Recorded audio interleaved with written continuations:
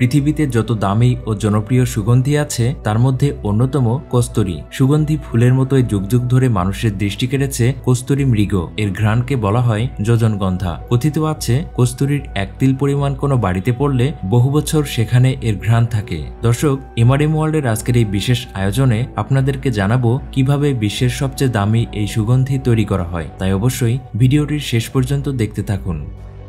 হরিণের নাভি থেকেই উৎপন্ন হয় বিশ্বের সবচেয়ে দামি সুগন্ধি কস্তুরী। তবে নারী নয়, পুরুষ হরিণের নাভিতে পাওয়া যায় এই মৃগ। কস্তুরী বিশেষ ধরনের প্রাণীজ সুগন্ধি। হরিণের নাভি থেকে পাওয়া যায় এই কস্তুরী। এটি মহামূল্যবান সুগন্ধি হিসেবে পরিচিত। কথিত আছে কস্তুরীর এক তিল পরিমাণ কোনো বাড়িতে পড়লে বহু বছর সেখানে এর ঘ্রাণ থেকে যায়। 3000 ভাগ গন্ধহীন পদার্থের সঙ্গে 1 ভাগ মেশালে সমস্ত পদার্থই সুবাসিত হয় কস্তুরীর ঘ্রাণে। বর্তমান বাজার দরে কস্তুরীর দাম একই ওজনের সোনার দামের প্রায় 3 গুণ। হরিণের 10 বছর বয়সে নাভির গ্রন্থি পরিপক্ক হয়। এ সময় হরিণটিকে হত্যা করে নাভি থেকে তুলে নেওয়া হয় পুরো গ্রন্থিটি। তারপর রোদে শুকানো হয়। একটি পূর্ণাঙ্গ কস্তুরীর ওজন প্রায় 60 থেকে 65 গ্রাম। কস্তুরী আর কস্তুরী মৃগ বা মৃগনাভি নিয়ে কত শত কথা, কত শত কবিতা আর গান। এছাড়াও কস্তুরী বা মৃগনাভি ব্যবহার করলে তার গন্ধে নাকি রাজরাজরাও অন্দরমহলের খাস মহলে রানীর কাছে বারবার ছুটে আসতেন। মোগল সম্রাটরা এ মূল্যবান সুগন্ধি ব্যবহার করতেন বলে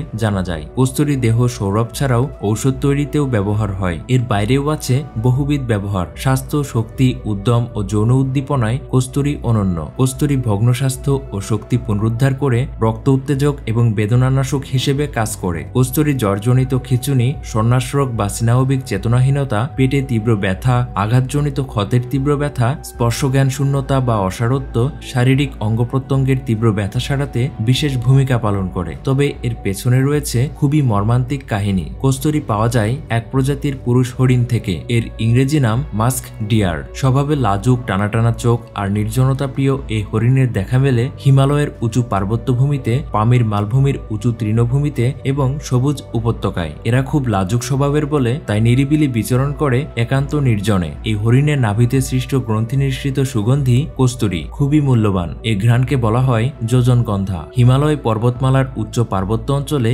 উৎকৃষ্ট কস্তুরী মৃগ পাওয়া যায়। এছাড়াও সাইবেরিয়া, কিরগিজস্তান, মঙ্গোলিয়া, কোরিয়া এবং নেপালে এই হরিণগুলোর দেখা মেলে। ওই অঞ্চলে এক প্রকার ছোট আকারের হরিণ আছে। এরা ছাগলের চেয়ে বড় নয়, কিন্তু দেখতে অত্যন্ত সুন্দর। এদের পা অতি সরু, মাথা সুন্দর এবং চোখ চমৎকার উজ্জ্বল। অত্যন্ত শীতল পার্বত্য পরিবেশে বাস করায় এদের লোম সরু না হয়ে অত্যন্ত মোটা ও পালকের মতো হয়। অল্প বয়সে নাভিমুখের গ্রন্থিতে জন্ম নেয়া সুগন্ধি কোষ পরিপক্ক হয় হরিণের 10 বছর পূর্ণ হলে। ছড়িয়ে পড়ে তীব্র সৌরভ। তখন তার পরিপূর্ণ যৌবন। বুঝতে পারে না তার শরীর থেকে ছড়িয়ে পড়া সুগন্ধির উৎস।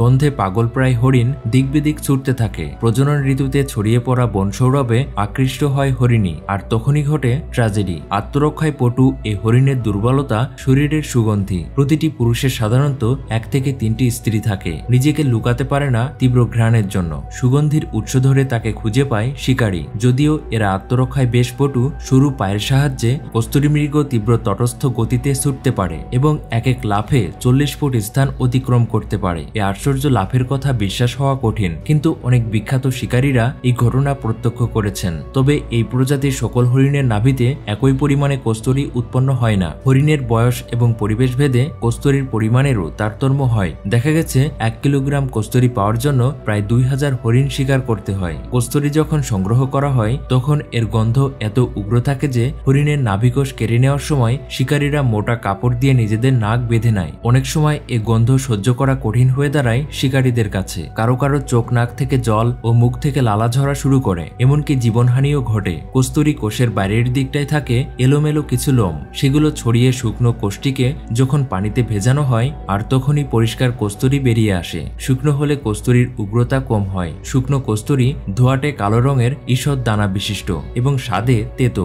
গরম পানিতে কস্তুরীর 90 ভাগ গলে যায়। কস্তুরী সংগ্রহকারকেরা কস্তুরীকে প্রায় প্রকৃত অবস্থায় রাখে না। সচরাচর অন্য পদার্থের সঙ্গে মিশ্রিত করে বিক্রয় করে। ওই অন্য পদার্থের মধ্যে রক্ত একটি বিশেষ উপাদান। যেহেতু শুষ্ক রক্তের সঙ্গে কস্তুরীর বিশেষ সাদৃশ্য আছে, কস্তুরীর সুবাসেও আছে বৈচিত্র্যতা এবং আছে ভিন্ন ভিন্ন নামেও। প্রাচীন ভারতীয় বিভিন্ন গ্রন্থে ভারতের 3 প্রকার কস্তুরীর উল্লেখ পাওয়া যায়: কামরূপী, নেপালি এবং কাশ্মীরি। তার মধ্যে কামরূপী উন্নত ও কাশ্মীরি অনুন্নত হয়। দর্শক, এগুলোই ছিল বিশ্বের সবচেয়ে দামি সুগন্ধি কস্তুরী সম্পর্কে কিছু তথ্য। সুগন্ধি কস্তুরী সম্পর্কে আপনাদের কোনো মতামত থাকলে তা অবশ্যই কমেন্ট করে জানাতে ভুলবেন না। আর সেই সাথে লাইক, শেয়ার এবং অবশ্যই আমাদের এই চ্যানেলটি সাবস্ক্রাইব করে রাখবেন। ধন্যবাদ।